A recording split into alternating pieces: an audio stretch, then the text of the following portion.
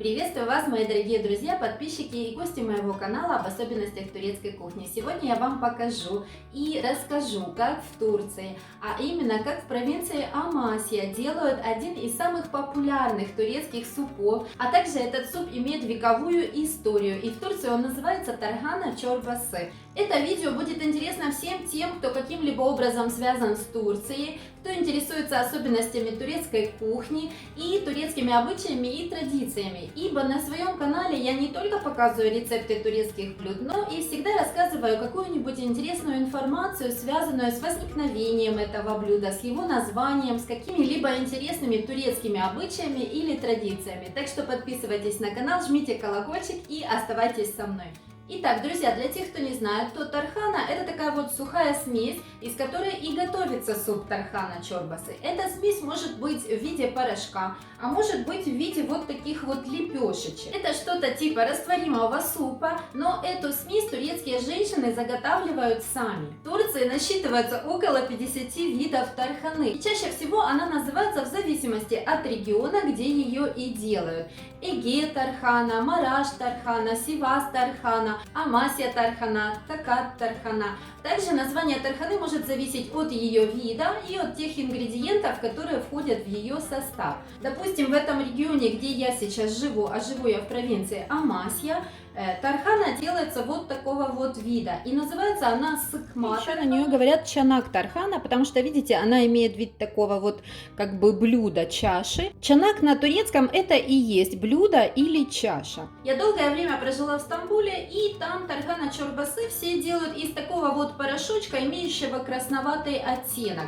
На русском языке существует уже много рецептов тархана чорбасы, которые делают именно из этого красненького порошка. Эта смесь имеет такой вот красноватый оттеночек, потому что туда входят помидоры, красный перец, также добавляют, конечно, всякие ароматные травы, лук, но самыми главными ингредиентами, конечно, являются йогурт и мука. В зависимости от региона при изготовлении этой сухой смеси используют еще бобовые или зерновые, пшеницу или булгур. Хочу сказать, что в Анатолии, наверное, не существует области, где бы не делали эту смесь и не готовили тархана чорбасы. Тархану, которую производят в провинции Амасия и Токат, кладут еще пшеницу. На турецком называется будай ярмасы. Для того, чтобы приготовить суп из этой тарханы, ее нужно замочить. Смотрите, она очень твердая. Я замочила ее на ночь, и она набухла, размякла, и вот сама практически вот так вот измельчается уже. Теперь все, что нам нужно сделать, нам нужно ее вот так вот измельчить.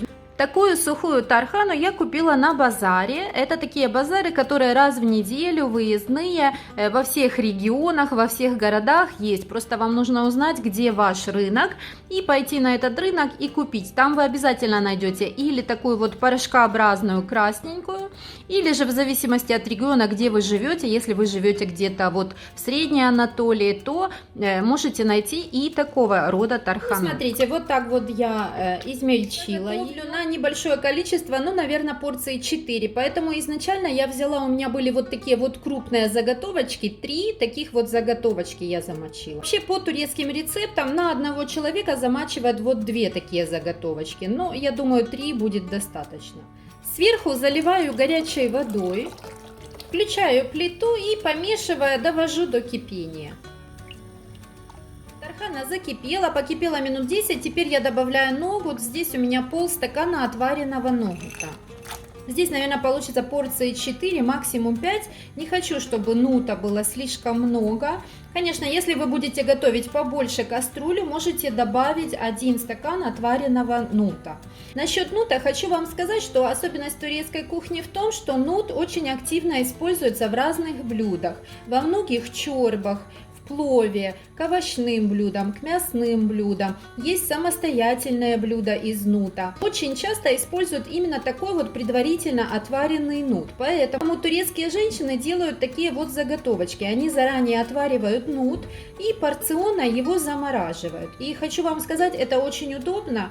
Я тоже делаю так. Вот, допустим, готовишь плов, добавил в плов уже отваренный нут, и это уже совсем другое блюдо получается.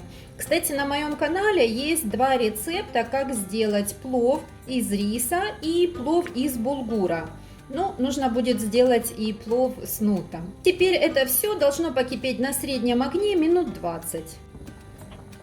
Варится, хочу вам сказать, что корнями Тархана Чорбасы уходит еще во времена сельджукских турков, а это уже, извините, тысячелетняя история. Именно в те времена продукты сохраняли методом высушивания. И вы, наверное, скажете, ну ладно, это же было 1000 лет назад, тогда ведь не было технологий, но ведь сейчас есть холодильники, есть различные технологии, альтернативные методы сохранения продуктов. Зачем сейчас делать вот эту такую сухую смесь? И я вам хочу сказать, что, наверное, есть смысл, потому что чаще всего анатолийские женщины делают вот эту сухую смесь, и потом эту готовую сухую смесь отправляют своим детям, живущим в больших мегаполисах. И поверьте, это очень удобно, ведь смесь сухая, она не занимает много места, она не тяжелая, ее очень хорошо транспортировать.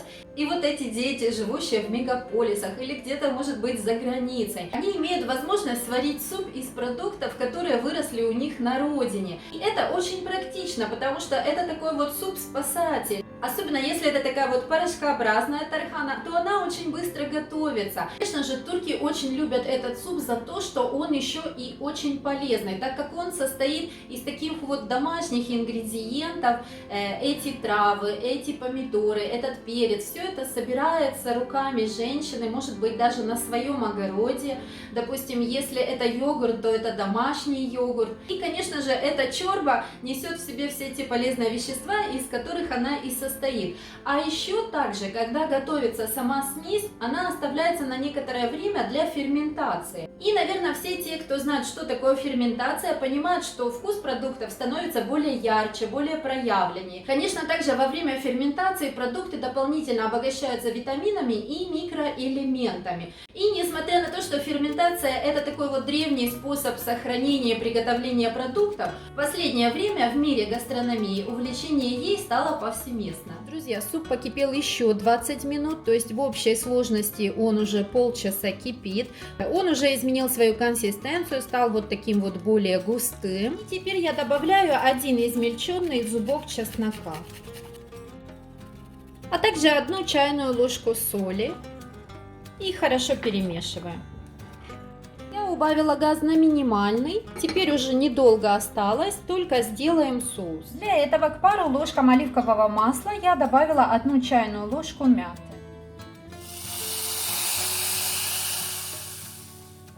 Этот мятный соус можно сделать и на сливочном масле также. Суп готов, выключаю плиту и дам ему минут 5-10 настояться. Прошло буквально 10 минут, суп настоялся, и теперь пришло время продегустировать его.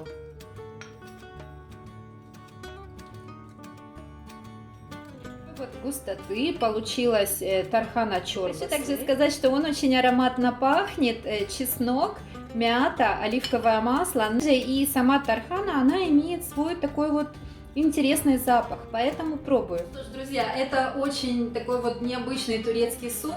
Несмотря на такую вот кажущуюся простоту и неказистость, это один из самых популярных супов в Турции. Обладает оздоровительным эффектом на наш организм, ну а также он такой вот, я бы сказала, аутентичный, потому что, держа в руках вот такую вот сухую лепешку, я понимаю, что точно такие же лепешки лепили, может быть, 1000 лет назад. И это дает вот такое чувство, как будто ты прикасаешься к истории народа. Так что я верю, дорогие друзья, что в следующий раз, когда вам попадется тархана чорбасы, или, может быть, ваши дальние турецкие родственники пришлют вам сухую смесь, или где-нибудь на рынке вы встретите такие лепешечки, или красненький порошок тархана чорбасы, то вы уже совсем по-другому посмотрите на этот суп. Ну, а также я хочу сказать, что у меня на канале есть и другие рецепты турецких супов. Ссылочку я вам оставлю здесь. Открывайте, смотрите. Ну и напоследок хочу сказать, что турецкая кухня одна из самых богатых кухонь мира. Это, конечно же, повлияло само географическое положение Турции, ну а также сложившийся исторический кочевой образ турков, который позволял им взаимодействовать с различными другими культурами. Поэтому сегодняшняя турецкая кухня – это тысячелетний синтез различных культур. И если вам вам интересна эта тема, то обязательно подписывайтесь на канал, жмите колокольчик, чтобы не пропустить следующие интересные рецепты турецкой кухни. Ставьте лайки и пишите ваши комментарии, мне будет очень приятно. До скорой встречи, görüşürüz!